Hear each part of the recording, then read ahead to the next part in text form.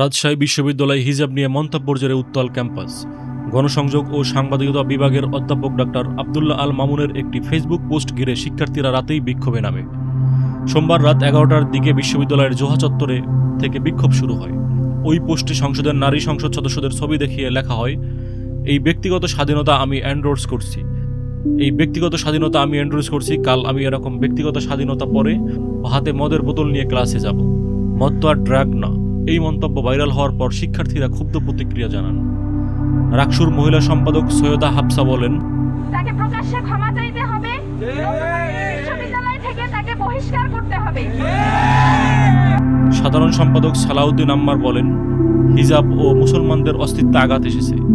আগামীকাল আমরা বিভাগে অবস্থান নিব। ঘটনার পর পোস্টটি ফেসবুক থেকে মুছে ফেলা হলে উত্তেজনা থামেনি।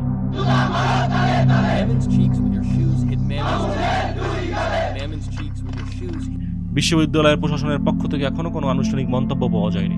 এরকম আরও অনেক গুরুত্বপূর্ণ সংবাদ পেতে দয়া করে আমাদের চ্যানেলটি সাবস্ক্রাইব করুন।